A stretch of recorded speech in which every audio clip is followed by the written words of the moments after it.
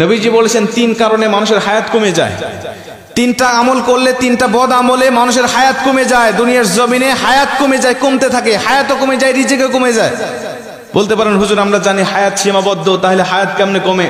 নবীজি বলছেন, বুখারীর বর্ণনায় আবু হুরায়রা রাদিয়াল্লাহু তাআলা হাদিসটা বর্ণনা করেছেন, মানুষের কিছু নেক আমলের কারণে হায়াতের মধ্যে আল্লাহ বরকত দান করে, আবার বদ আমলের কারণে আল্লাহ পাক মানুষের হায়াতের মধ্য থেকে বরকত ছিনিয়ে নেয়, ওই মানুষটা দ্রুত দুনিয়া থেকে বিদায় নিয়ে চলে যায়। হায়াত নির্ধারিত, রিজিকও নির্ধারিত, কিন্তু আল্লাহ পাক এর মধ্যে বরকত রেখে দেয়। একটা উদাহরণ দিয়ে ভালো বুঝবেন। হালাল পথে কেউ ইনকাম করে মাসে 10,000 টাকা, হারাম পথে কেউ ইনকাম করে মাসে 50,000 টাকা। এই হালাল পথের ইনকাম করা ব্যক্তি দেখবেন মাস শেষে খেয়ে দিয়ে আরো 2,000 টাকা ইনকাম করে সেখান থেকে সঞ্চয় করতে পারে। 50,000 টাকা যিনি হারাম পথে ইনকাম করে, মাস শেষে তাকে আরো 10,000 টাকা ঋণ করতে হয়। কথা কন ঠিক কি না? তার মানে হালালের মধ্যে আল্লাহ বরকত রেখে দিয়েছেন, হারামের মধ্যে কোনো বরকত নাই।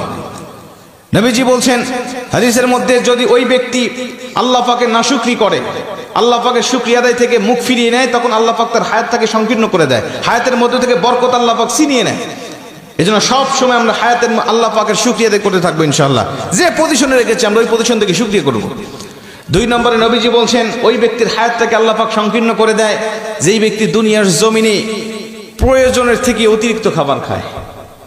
মানুষের রিজিক কিন্তু নির্ধারিত, আমরা জানি। রিজিক শেষ হয়ে যাবে, আপনার হায়াত ফুরিয়ে যাবে, আপনি দুনিয়া থেকে বিদায় নিয়ে চলে যাবেন। একটা দানা যখন আপনার জন্য আর পৃথিবীর এই প্রান্ত থেকে ও প্রান্ত ফেরেশতারা খুঁজে পাবেন না, আপনার রিজিকের ব্যবস্থা হবে না, সেদিন মালাকুল মউত আপনার কাছে উপস্থিত হয়ে যাবে। খাবার খাবেন, হিসাব করে খাবেন।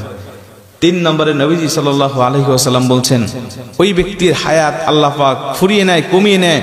ওই ব্যক্তিকে আল্লাহ পাক দ্রুত তার হায়াতের মধ্য থেকে বরকত আল্লাহ পাক ছিনিয়ে নেয় যেই ব্যক্তি আত্মীয়তার সম্পর্ক ছিন্ন করে ফেলে। আত্মীয়তার সম্পর্ক ছিন্ন করা মানুষ এখন আমাদের সমাজে বাড়তেছে না কমতেছে? আমার হক আমার বোন পাবে, আমার বোন আমার বাবার থেকে হকটা নিয়ে চলে গেছে। আমি বুঝেছি আমার বোন কেন আমার হক নিয়ে চলে গেল, আমার ফুফু কেন হক নিয়ে চলে গেল।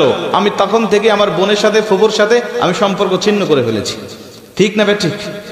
অথচ আমি আমার বাবার সম্পদ হক ভক্ষণ করতেছি, আমার কোনো দোষ নাই। আমার বোন আমার বাবার সম্পদ ভক্ষণ করলে আমার বোনের দোষ হয়ে যায়। আমি আমার দাদার সম্পদ ভক্ষণ করতেছি, আমার কোনো দোষ নাই, কিন্তু আমার ফুফু আমার দাদার সম্পদ ভক্ষণ করলে আমার দোষ হয়ে যাবে, ফুফুর দোষ হয়ে যাবে। কথা বলেন ঠিক কি না? এই সম্পত্তির জের ধরে আজকে অধিকাংশ আত্মীয়দের সাথে আমাদের সম্পর্ক ছিন্ন হয়ে গেছে। আজকে আমাদের সম্পর্ক ভালো নাই, অথচ নবীজি বলছে যেই ব্যক্তি আত্মীয়তার সম্পর্ক ছিন্ন করে, ওই ব্যক্তির জন্য জান্নাত একেবারে হারাম করে দেওয়া হয়েছে। আজকে দেখেন আপনার আত্মীয়র মধ্যে কার সাথে সম্পর্ক আপনার ঠিক নাই, মাহফিল থেকে গিয়ে আপনি তার সাথে সম্পর্ক জোড়া লাগানোর চেষ্টা করবেন। বোনের সাথে কথা বলেন না, বোনের সাথে কথা বলেন। ফুফুর সাথে কথা নাই, ফুফুর সাথে কথা বলেন।